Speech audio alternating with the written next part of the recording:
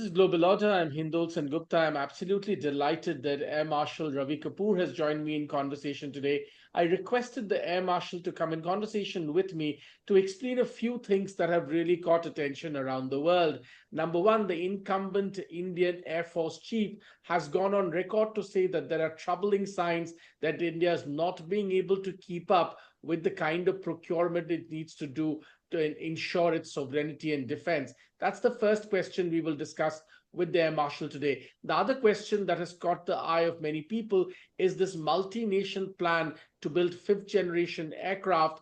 And yet, it seems that while India wants to participate in this plan, there are some question marks from a country like Japan, which feels that some of the technology might in fact leak away to Russia. All that and also about India's comprehensive air power with the Air Marshal Ravi Kapoor. Thanks very much, sir, for your time. Thanks, Hindol, for having me on this show, and good morning to all the viewers. It's great to meet you virtually, Hindol. Thank you, sir.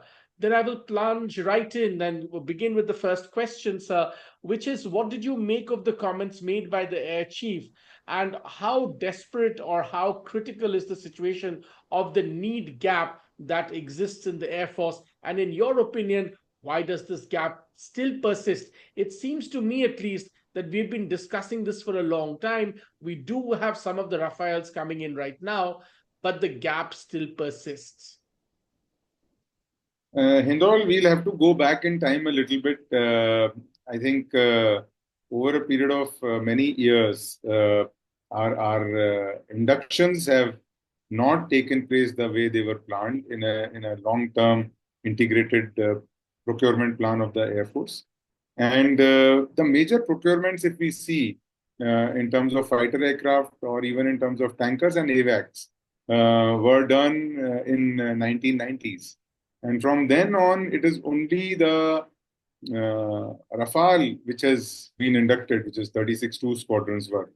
And the whole plan was that LCA would come in large numbers and would replace MiG-21s and MiG-23s, which are winding down.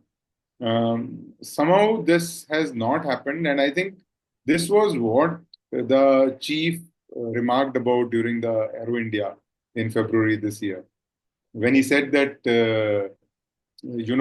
things are not moving the way they should have moved, and from 1984 till now, it is now 40 years, and we do not have even 2 squadrons full in Air Force of the LCA Mark 1. So this is primarily because, and there are many reasons to it. It is not just one reason. You cannot put blame on single entity. Yes, the procurement have not taken place. The MMRCA plan, which was supposed to be there in late 1990s, early 2000, of 126 aircraft did not materialize. And I think that is primarily the laborious procurement processes and the cost, etc., issues that were there for it. And today, if we see over the last 3 to 5 years, the number of squadrons which have wound down in Air Force are not being fulfilled from the new squadrons that should have been coming up. And that has resulted in a deficiency from the sanctioned 42 squadrons, 42.5, because 9 squadron is a half squadron. It is so that's how it becomes 42.5. And out of 42.5, today we are down to almost 30 squadrons, 30 to 31 squadrons, give or take, a little bit up and down. And this is, we have a very, very geostrategically sensitive neighborhood. And in this geostrategically sensitive neighborhood, deterrence is the only way to ensure that things are kept under control. While diplomacy will continue to create a favorable environment in the region, but military deterrence has to remain relevant to the time that we are in. And with this depletion of squadron, this is where the concern lies. every Air Force is supposed to have a certain percentage of modern aircraft, certain percentage of legacy aircraft. So if we say today the world is, if we see our contemporaries, especially China, um, it has got fifth generation aircraft. There are 20 countries which have partnered with USA for F-35. So there are 20 countries with fifth generation capability. And in our region, with the J-35 coming in from China and Pakistan already in talks with China as well as partnering with Turkey for the calm. We see that by, if not by 20, later after 2030, but by 2030, we should see Pakistan also getting fifth generation fighter aircraft. And that is where the concern lies. If I just take our viewers back and share a very interesting trial or study done in USA. In 20, I think 16, 15, 16 time frame, when the F-35s had just come into US Air Force, they, in one of their classified red flag exercises, they pitched the F-35s against the 4.5 generation, that the F-15s and the F-16s. And what they realized was that F-35 could score a kill ratio of almost 20:1. From then on, there has been a huge improvement in sensor fusion in terms of sensors, technologies, even in 4.5 generation aircraft. But the fact still remains that the fifth generation capabilities is far superior to the 4.5 generation capability. While there are a lot of doubts and concerns and questions in the minds of a lot of people, whether China's J-20, is it a truly fifth generation aircraft or not? But I think we should give the devil its due. And with the unveiling of two latest generation fighters from the Chinese, I think they have matured in a lot of technology.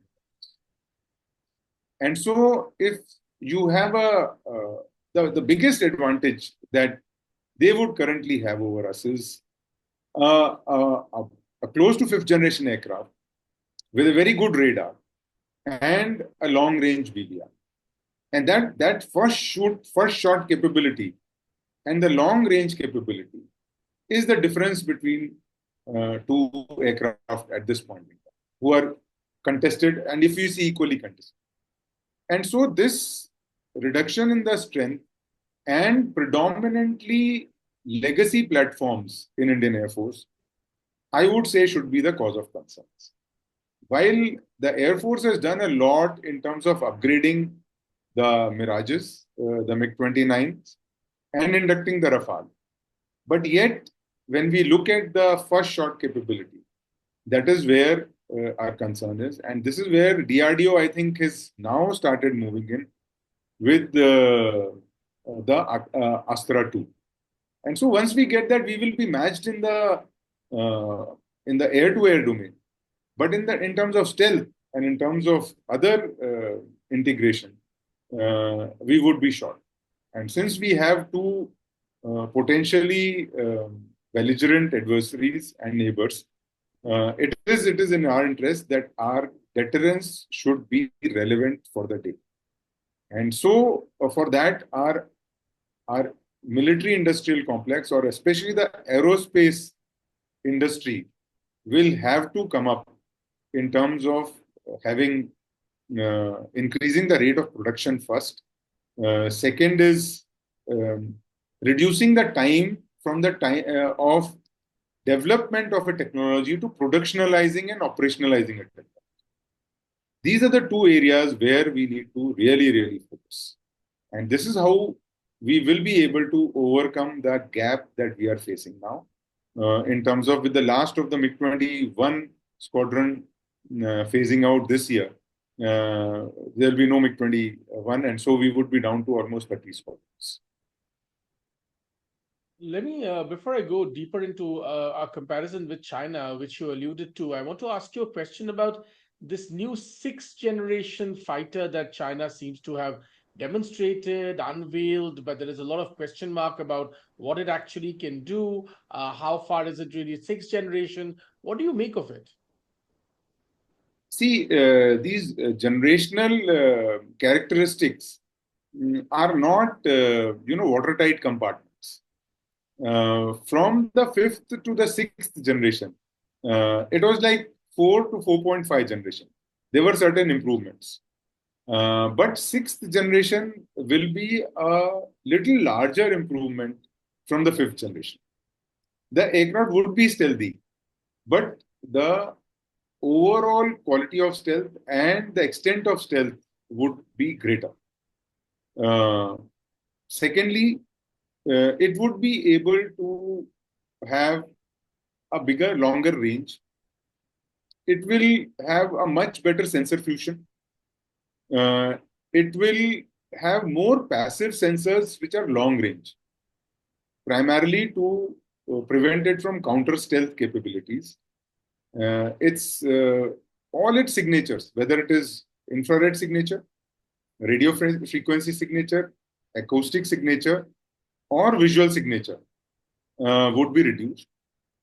It will be flying at a much higher altitude than the current fifth generation fighters. If you see F-35 maximum altitude is about 50 to 55,000 feet. The F-22 can go up to about 60,000 feet to 65,000 feet. But these aircraft would be operating in the range of above 60,000. And so they would be close to, if we say, on the outer boundaries of the atmosphere. They would have huge amount of artificial intelligence to process the data which would be coming from multiple sources. And so that would make it not open up its sensors and be detected. And it will rely hugely on space sensors and other airborne sensors and surface sensors, which would be feeding it the information. And lastly, it would integrate what we call the man-unmanned teaming, that is the drones or the CCAs. Americans call it collaborative combat aircraft. We call it the man-unmanned teaming. And finally, this aircraft will have to be powered by an engine which is more powerful than a fifth generation engine, which is called the adaptive variable cycle engine, which will allow it to cruise for a long time and it would produce appropriate thrust. And when it requires to use its directed energy weapons, or it needs to fly at a very fast speed above Mach 2, then the engine would produce much higher thrust. And so these are the basic characteristics of a sixth generation. And I feel that the designs that the Chinese have now unveiled, the aircraft first flew on 26th of December. And from then, now we see very regularly the aircraft are flying, both of them. I used to earlier think that they would choose one of the two, but now we see both the aircraft are flying, both J-36 as well as J-50. And with both these aircraft flying and the platforms and the aircraft characteristics that we see visually, they are latest generation aircraft. And the most important thing is that China is not shying away from showing it. If you see US, it has still not shown to the world what its NGAD or the next generation air dominance or the sixth generation fighter would look like. But China has not hesitated. It's shown both of its aircraft, and both are tailless aircraft and flying wing concept. One is lambda wing and the other one is more of a diamond wing shape. And one is a much bigger aircraft, so it could qualify as a fighter bomber. And the second one, which is the J-50, is a smaller aircraft. But both display technologies which are sixth generation technology. And so that is a concern that, China, today it has got more than 300 J-20s. And by 2035, when India's AMCA will be productionized, China will have more than 1,500 fifth and sixth generation aircraft. The speed at which they are growing um, is something which is spectacular. All of this suggests, Air Marshal, almost impossible to gulf void. Now, in the past, some of the responses that used to come from the Indian Air Force personnel in conversations and debates would be that, well, they may have equipment and we don't know how good their equipment is, but let's assume they have great equipment, but few can, master the kind of abilities that Indian personnel have, essentially saying they may have the machines, we have far better flyers, we have far better fighters, and on that day it matters as much if not more who's flying the aircraft rather than what the aircraft can merely do. I want to ask you, we've heard this many times, but looking at the expansion of the Gulf, do you think this argument still coherently holds? See, it is there is a particular time when the Gulf widens so much that it is unbridgeable, and so that is what should be the cause of concern for us. Um, the technology is extremely important. I'll just give two simple examples. Uh, while there is no denying the fact that the basic difference between Indian Air Force and PLAAF is the way we operate. The decentralized execution is the biggest advantage that we have.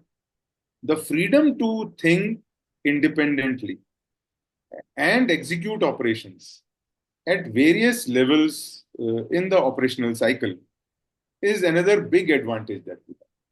So the innovation, the kind of diversity that we bring to the air fight, I think we still have a huge edge over the PLAAF.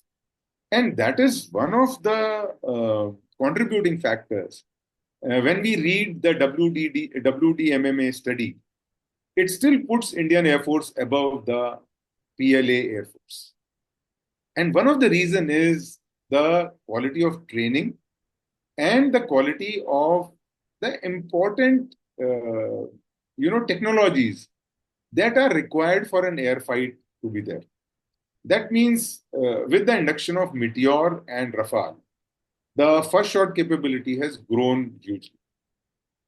Now, when we see the capability of Chinese aircraft vis-a-vis our aircraft, at this point in time, they have more fifth generation aircraft, and their number of fifth generation aircraft is almost equal to our four and a half generation aircraft. And so that is where the difference lies. Similarly, our training in terms of the exercises that we do with foreign countries is something that we are very proud of, and everybody wants to exercise with us, which is indicative of the level of training that we have reached, and the fact that we are at par with every nation in terms of our tactics and innovation in tactics, employment philosophies of these aeroplanes. And so the advantages that we still have of the lower altitude or elevation airfields, the airfields being closer to the LAC, the diversity of airfields and the options, the multiple options that we have, the ability to disperse and does not allow China to, target us. And I would also like to highlight the fact that the rapidity with which we operationalize and the rapidity with which we deployed during the Eastern Ladakh contingency was one of the major factors of deterrence that was viewed by China. And I think I would not hesitate to say that actually caught them by surprise. And so these are the certain things that are big advantages to the Indian Air Force. Now, coming back to technology, I will take you back to the Kargil War. Um, the Pakistanis had Stingers, and we did not have the CMDS on our helicopters. Uh, and so, on a lot of our fighters also, we did not have CMDS. And so, they were operating in a hostile environment without the protection that is required. And that is why we lost that helicopter. Um, Similarly, when we speak about uh, Balakot, if we had Rafale, the Meteor would have actually threatened the F-16s. The AMRAAM had a better first shot capability than some of our missiles. And so technology has an importance. And today, the good part is that even if we have upgraded fleets of MiG-29 Mirages and Su-30s and even Rafale, Rafale is not to be upgraded, it is a brand new aircraft. Uh, we have very, in a focused manner, gone about inducting or procuring those capabilities which will ensure that the edge in air fight is not blunted. Let's talk a little bit about India's own efforts to join programs in building multi-nation programs to building a fifth generation aircraft. One of this involves a collaboration with multiple countries, including Japan. But there are reports suggesting that Japan has some doubts about this, especially because of India's proximity, traditional proximity to Russia, and concerns about leakage of technology to Russia. How do you see this conundrum? Um,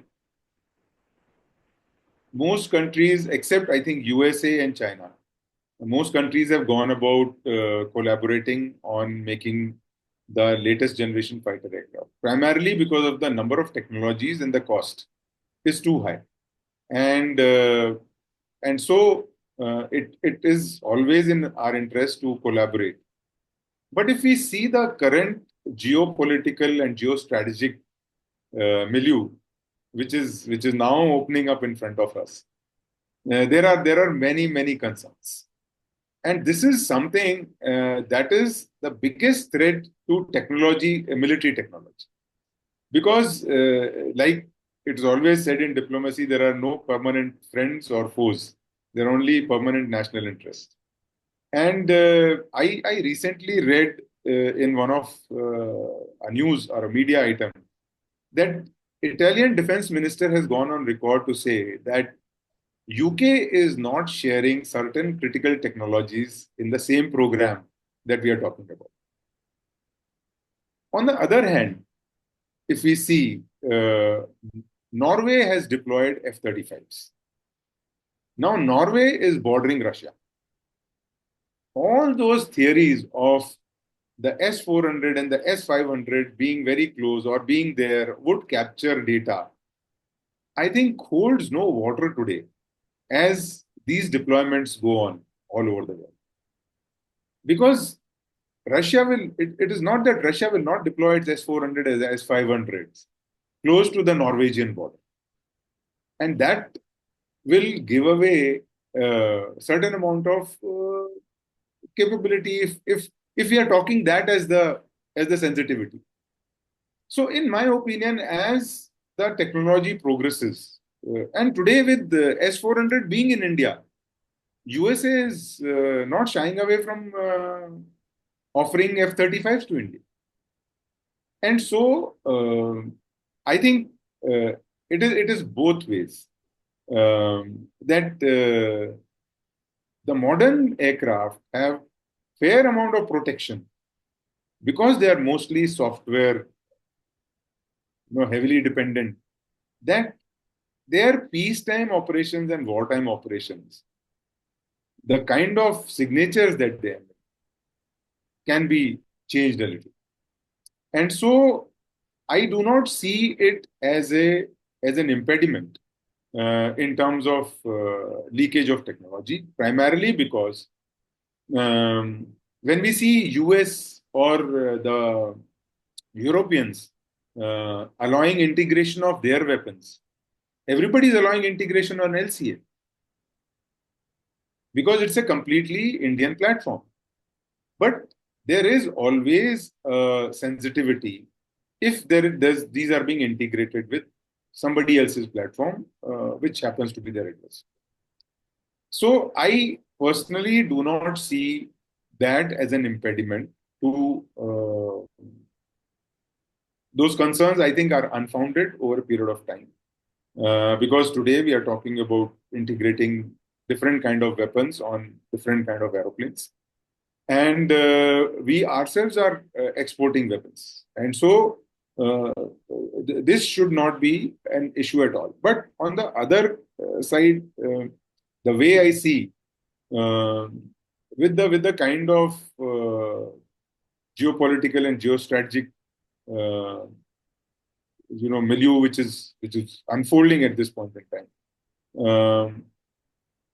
The kind of indigenization that we should look at should address everything.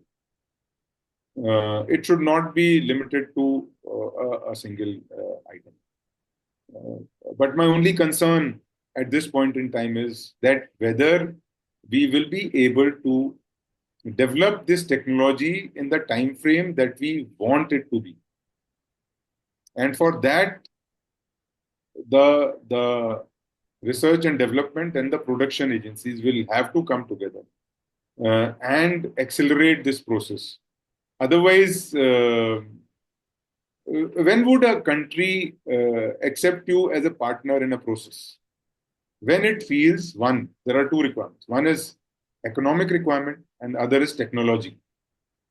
If that country feels that we are technologically capable to join the program and will be able to contribute, they would come to us. And this is where we need to build our capability in terms of the technological evolution in aerospace technologies, where the countries would find it gainful for them to join in with India. It should not just be for money. And that is where we should capitalize on. And that is my understanding of this whole thing. These concerns will remain in a collaborative program, but there are enough ways. I think you would have read in media about this big debate about F-35 kill switch. And finally, the Americans came around and said there is no kill switch. But the fact is, the supply lines are so diverse today that one critical component, if it is not there, that aircraft would not fly, or it would not meet its operational objectives. There's also a history to this, isn't it, Air Marshal? During the Kargil War, there were some concerns that India had with certain kinds of American supplies. Yes, we've always had this with supplies. Whenever we wanted, the supplies would slow down, and this concern is always there that somebody can turn the tap off depending on how the situation evolves, and that is so much true, especially in our geostrategic construct, where we have, like I earlier said, two adversaries, and we have two borders which are unresolved. How these geopolitical and geostrategic connects pan out in future, nobody knows, and that is why it is very, very imperative that certain critical technologies must be indigenized. And reliance on countries like our external affairs minister also said that who came to our rescue when Eastern Ladakh took place.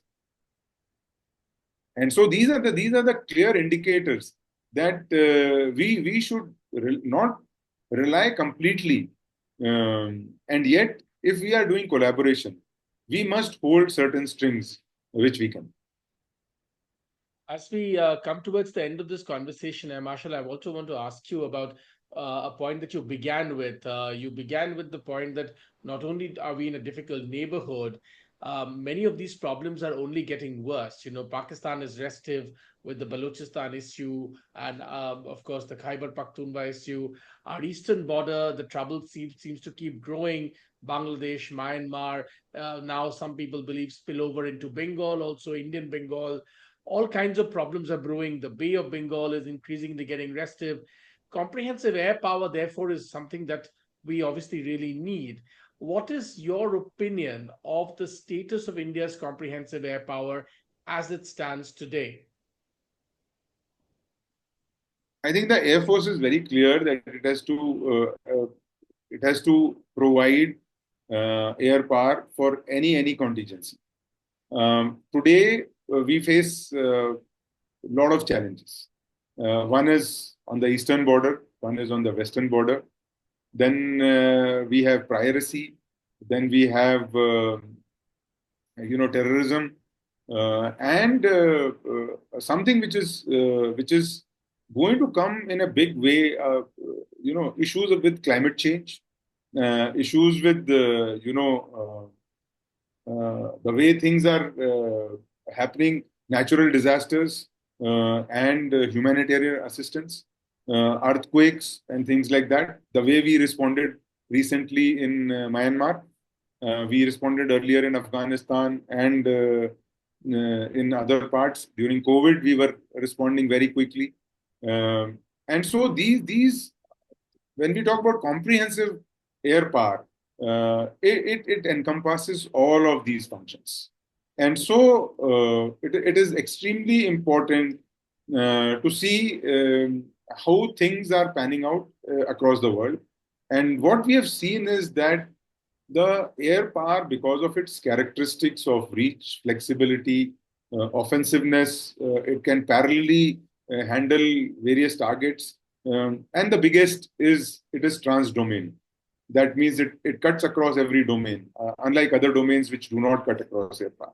And so, with the capabilities that it brings, it becomes an instrument of choice for the leadership, the national leadership, to be employed at the shortest notice. And so, when we look at it, I think today, with whatever assets we have, we have the capability to respond at the shortest notice, and be able to deliver in every domain. To tell you the kind of work that is being done in the anti-Naxal operations, in the terms of search and rescue, in assisting various missions across the globe, with the kind of reach that we have demonstrated by flying across continents from India to Alaska for a red flag. It gives us the capability to project power across the globe. And so this is something that we should be able to do. And the other part of the comprehensive air power and its utilization is how will the situation arise. The way I foresee it, we should not try and look at comprehensive air power in terms of putting everything together, that the operations, conflict, non-conflict, subconventional, hybrid, everything will take place together. It's not going to happen that. And so in that term, I think the way our fighter fleet is, the way our transport fleet is, and the way our helicopter fleet is, I think we are well positioned to deliver across the entire spectrum of conflict, from subconventional to full-blown conflict, or in hybrid gray zone warfare that we keep talking about, in terms of HADR missions, in terms of other supporting missions. What the other two arms need is, and what I'm happy about is the kind of integration that has taken place with both the Army and Navy over the last few years has actually given a force multiplier effect to the comprehensive air power. And so when we talk about comprehensive air power, today there is huge amount of confidence to say that the air assets of Army, the air assets of Navy, and the air assets of Air Force will be synergistically used. And when the time comes, the civil air would also get utilized in case it is required. And so towards that, if we now see with the kind of assets that we have, I think with the air defense assets of Army and Air Force, with the kind of helicopter assets of Army, Air Force, and Navy, with the fighter assets, the transport assets between the between the services. It gives me a huge amount of confidence that the comprehensive air power of this nation should be able to fulfill any mission that is demanded out of it. The only thing is the upgradations, the shortages in our air-to-air refuelers, the shortages in our AEWC and AVACs, and the rate at which the replacement of Chetak Cheetah by LUH, they need to be hastened and fast-tracked. My last question then, Air Marshal, there has been reports that India is planning to build its own version of Israel's Iron Dome, considering the kind of drone attacks, for instance, we are seeing in the eastern border. For instance, we saw some drone attacks in Manipur, for instance. That India is trying to build its own version of the Iron Dome. Now, this report got further bolstered by reports of a new testing of a new weapon, which seems to have been, using certain kind of rays, being able to bring down entire swarms of drones. Now, that report also came out. Now, exactly what kind of rays they were they electromagnetic, were there other kinds of rays, was not very clear. But certainly, it's the dots seem to add up. And I wanted to ask you, considering the kind of threats India faces across both its borders, and of course, via sea too, talk to me a little bit about your understanding of this building of India's version of the Iron Dome. See, I also read these reports of Iron Dome, and the Iron Dome primarily, which Israel has got four layers primarily. The first is the Iron Dome, then is the David Sling, then is the Arrow, and then is the THAAD. The THAAD, the THAAD, Terminal High Altitude Air Defense, is nothing but a version of what we call our BMD, Ballistic Missile Defense. And so they tackle threats at all those levels. The Iron Dome primarily is tackling in Israel today a threat which is of rockets with a range of about 70 kilometers. And Israel is a very, very small country. It's a very small nation. And it has invested huge amount of money in this Iron Dome. And that's a threat that they face. So the threat is primarily, the Iron Dome threat is primarily that of rockets or missiles. Surface-to-surface rockets and surface-to-surface missiles. It also caters to some extent on drones. But I would believe that a missile which is going to cost you $50,000 to shoot down a drone which is costing $2,000 to $5,000 is not really a economically viable solution. And when we talk about drones which are coming in swarm, multiple drones, then can you fire those multiple missiles? And so we need to be very clear about the differentiation between the two. That means having a counter missile defense and having a counter UAS defense, that is unmanned aerial system, or counter UAV or counter drone. And so I think the threat we face is more of the drone threat. And that drone threat can be tackled by the counter drone systems. They come in various types of counter drone systems, and the technology has slowly evolved with with the types of navigation system or the control systems that the drones have.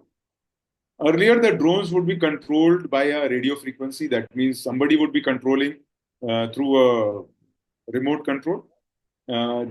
We have the GPS controlled drones that they fly on the GPS tracks, or the GPS tracks are fed and they take help of the GPS satellites. And now, what we have seen in Ukraine is what we call the first person view or the first pilot view drones, which are being directed by a fiber optic cable to about 3 to 5 kilometers, or little more than that.